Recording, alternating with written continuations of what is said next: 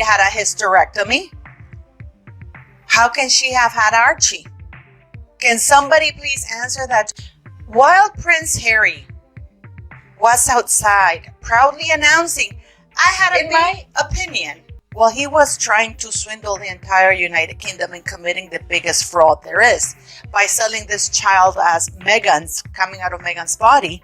These are all my thoughts and opinions, by the way. It's a little difficult to believe the surrogacy rumor and lie at this point with how much Harry and Meghan have done. If it mother and son are safe. Very specific word choice. Welcome back to US Kingmaster, where we're breaking down today's biggest story because questions surrounding Meghan's pregnancies have resurfaced with renewed intensity, driven by long-standing rumors, controversial commentary, and recent remarks attributed to Samantha Markle that many say deepen, rather than resolve, the mystery. From the moment Meghan's first pregnancy was announced, critics argue that a series of small inconsistencies, shifting timelines, unusual public appearances, and what they describe as oddly specific palace statements such as "mother and son are safe," created an undercurrent of doubt that never fully disappeared. Over time, whispers about a possible hysterectomy, alleged to have occurred at a young age, and speculation about hidden surrogacy arrangements circulated quietly in online forums, dismissed publicly yet repeatedly re-emerging despite efforts to shut them down. Observers point to what they claim were visible changes in the pregnancy bump from day to day, a lack of clear medical explanations, and confusion within official messaging as factors that fueled suspicion long before any family members spoke out. While none of this has been proven and remains a matter of opinion and allegation, supporters of the theory argue that Samantha's recent comments added weight to questions that had lingered for years, raising stakes they say are especially high given implications around titles and succession, and setting the stage for what many believe could become an explosive chapter in the ongoing royal controversy. Her remarks reopened the discussion in a way that felt less like wild speculation and more like a puzzle slowly assembling itself, as Samantha spoke without hostility and pointed out that the physical timelines never seemed to align with what was publicly presented, stopping short of accusing Meghan of deception and instead inviting people to re-examine what they had already seen for themselves. That invitation struck a nerve, and suddenly the rumor no longer felt like a fringe theory but a possibility some were willing to reconsider, not because of any dramatic claim, but because of a calm, precise observation. If the story had been straightforward, this level of confusion would not exist. Even before Samantha's comments, critics argue the public had noticed moments that were difficult to explain away, particularly the pregnancy bump, which became a character in the narrative itself, appearing large one day, noticeably smaller the next, shifting in ways they felt didn't match typical pregnancy progression. Supporters dismissed these inconsistencies as wardrobe choices or camera angles, while others believed something felt off from the beginning, suggesting that deviations from royal protocol, heightened security questions, and unexplained gaps only added to the unease. Rather than relying on sensational clips or viral theories, Samantha highlighted these details matter-of-factly, noting how Meghan was often seen holding her stomach during minor movements, yet in other moments walked, bent, or moved with an ease that raised eyebrows, leaving behind more questions than answers and reigniting a debate many thought had been put to rest, framed not as accusations but as observations. The discussion continued to center on moments critics say raised questions, from public appearances where the pregnancy bump appeared to shift or collapse unnaturally to behind-the-scenes confusion about security, hospital routes, and timing that some felt did not follow established royal procedures. While supporters called such scrutiny cruel or unfair, Samantha reframed the issue around transparency, arguing that speculation only grows when clarity is missing and that if Meghan had been open about basic medical details from the beginning, these discrepancies would never have become global talking points. Her wording was careful and deliberate, emphasizing that secrecy breeds suspicion and shifting the focus away from the bump itself toward the decisions surrounding information control. Questions mounted about why standard practices followed in other royal births, clear hospital disclosure, timely documentation, and consistent explanations seemed absent in this case, with journalists encountering conflicting accounts and delayed confirmations. Samantha did not allege wrongdoing, but highlighted how multiple explanations for press notification delays, confusion over hospital entrances that reportedly did not exist, and unusually late paperwork created a narrative of inconsistency.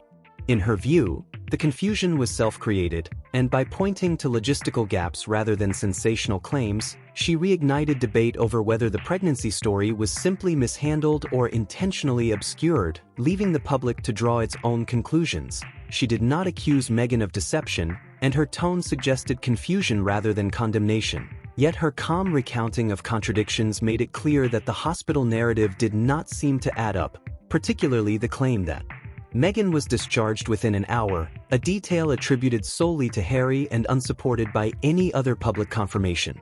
Samantha pointed out that every other royal birth included at least some acknowledgement from senior medical staff, making the silence of the medical team in this case stand out sharply and reignite scrutiny many thought had ended. She questioned the plausibility of the timeline, noting that physical realities of pregnancy do not bend to public relations, explaining that body type and torso length typically affect how a pregnancy presents, and arguing that visible changes and movement patterns raised reasonable questions for observers familiar with pregnancy. Her implication was subtle but unmistakable. When official accounts are inconsistent, people naturally search for alternative explanations, and controversial theories resurface not because they are promoted, but because clarity is missing. She emphasized that timelines do not lie or adjust to protect reputations, and encouraged the public to look closely at shifting dates, late announcements, mismatched milestones, and appearances that seem to contradict earlier statements. None of these elements alone proved anything, she suggested, but taken together they formed a chain of discrepancies that even neutral observers began to question, placing the focus not on accusation, but on unanswered questions created by an unusually opaque and confusing account of events. Samantha didn't tell the public what to believe, she told them to pay attention, pointing out how pregnancy presentation naturally pushes forward when there is no other space, and then asking why Meghan's supposed due dates subtly shifted in interviews, why palace briefings didn't align with Meghan's own remarks, and why certain public appearances seemed carefully staged to reinforce a narrative that didn't fully match observable reality. The strength of her approach was its restraint. No conspiracy, no sensationalism, just math, dates, timelines, photographs, and statements that exist independently of opinion. She noted that if Meghan was reportedly back at Frogmore Cottage within 2 hours, while the drive alone takes nearly an hour, the timeline itself raised practical questions, not accusations. Her message was simple but unsettling. If everything had been consistent, there would be no debate. The narrative, in her view, began to fracture not because a secret was exposed, but because people were asked to acknowledge that the official timeline only made sense if information was missing, and if that information involved medical history, the silence around it looked less like protection and more like a warning sign. After Samantha shared her perspective, something unexpected happened. Old footage long dismissed resurfaced with new meaning. Clips once sparking mild curiosity were rewatched with sharper scrutiny, and the most circulated moment, where Meghan bent forward and the bump appeared to fold sharply, was no longer seen as a trivial oddity but as part of a larger pattern that many now felt they could no longer ignore. For a long time, moments from Archie's arrival were explained away as camera angles or fabric issues, and the debate simmered quietly without resolution, but later claims shifted the conversation entirely, making those moments seem less like wardrobe mishaps and more like something planned and controlled, inconsistent with a genuine late-term pregnancy.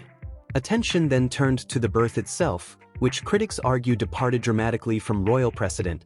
No scenes outside the hospital, no public words from medical staff, no confirmation from senior doctors, and instead an unusual announcement delivered solely by Harry in a strange setting near horse stables, where he appeared nervous and unprepared. There were no maternity ward photos and no documentation released in the customary way, with privacy cited as the reason, even though the level of secrecy exceeded anything previously requested by royal mothers. This led many to ask a simple question: why was so much missing when privacy might conceal details but rarely erases an entire medical process? Because hiding labor, medical teams, and hospital verification requires coordination and planning, not just discretion. While some framed Harry as a husband swept along by Meghan's decisions, later accounts challenged that narrative, suggesting a more complex dynamic behind the scenes, one that caused people to re-examine old assumptions and reconsider whether the gaps in the story were accidental or the result of deliberate choices. According to these claims, even the baptism photograph became part of the scrutiny, with observers alleging it was taken weeks before the actual ceremony and heavily edited, noting inconsistencies such as Princess Catherine's attire not matching what she was known to have worn, which some interpreted as a subtle signal that something was amiss rather than a simple oversight. More significantly, it was suggested that Harry was not merely present but actively involved, attending key medical appointments, reviewing documents, approving schedules, and engaging directly in decisions, a recollection underscored by the emotionally charged detail of him being looked at directly, implying awareness rather than ignorance. If accurate, this reframes Harry not as an uninformed participant but as a collaborator in maintaining secrecy, casting his later behavior, described by insiders as withdrawn, anxious, quick-tempered, and fixated on potential leaks, in a new light. Whispers of sleepless nights and strained conversations painted the picture of someone overwhelmed by the pressure of sustaining a narrative he feared was unraveling. The argument was not that he was malicious, but that the weight of preserving a story that may not have fully aligned with reality could destabilize anyone, particularly someone already shaped by trauma and relentless public scrutiny. Rather than villainizing him, this perspective humanized Harry, suggesting he may have been deeply entangled in choices that now linger over him as the version of events he helped protect slowly erodes, leaving the public to reconsider long-held assumptions about his role. Observations about the baptism image continued to fuel debate, including claims that Princess Catherine appeared in pink rather than the expected light blue, gray, or white, and that her proportions in the photo seemed unusually scaled, details some interpreted as further signs of manipulation rather than coincidence. Within palace circles, these allegations reportedly prompted immediate concern, as what began as online speculation was said to evolve into a matter requiring legal and constitutional review. The issue, critics argued, extended far beyond reputation or public image and into the heart of succession, one of the monarchy's most strictly regulated foundations, where rules are not symbolic but binding, requiring that a child in the line of succession be born of the mother's body unless surrogacy is formally declared. Despite this, Archie and Lilibet were granted titles without any such declaration, a fact described as central to the alleged anxiety behind the scenes. If the claims were ever substantiated, observers suggest the consequences would reach far beyond embarrassment, potentially triggering a constitutional crisis involving titles, legal status, and precedent. Reports of internal discussions and strained communication painted a picture of an institution bracing for uncertainty, as this situation was seen not as another public controversy but as a challenge to lineage itself, a pillar that has defined the monarchy for centuries. In that framing, the allegations were less about personal belief and more about systemic implications, leaving supporters and critics alike to grapple with what such inconsistencies could mean for an institution built on continuity and inherited legitimacy. For years, most public controversies faded with careful management. A statement here, a correction there, a subtle shift in narrative. But DL's emergence presents a threat that no media strategy can soften, as she isn't relying on opinion or emotional appeal but on documentation, testimony, timelines, and potentially a public DNA comparison, offering clarity that cannot be spun or ignored. Whereas Meghan and Harry previously controlled their story with selective interviews, polished appearances, and carefully phrased statements, DL's claims combine personal recollection with verifiable evidence, highlighting missing hospital details, unusual secrecy, and inconsistencies in timelines, all of which now demand scrutiny beyond PR influence. Reports suggest her legal team prepared documentation to substantiate her assertions, and the possibility of a DNA test, irrefutable and scientific, raises stakes higher than ever, as results cannot be edited, disputed, or manipulated. The implications touch succession, one of the monarchy's most rigidly safeguarded elements, because under royal law, a child must be born of the mother's body and physically reside in the UK to qualify, and any deviation could trigger constitutional review, legal challenges, and intense public debate.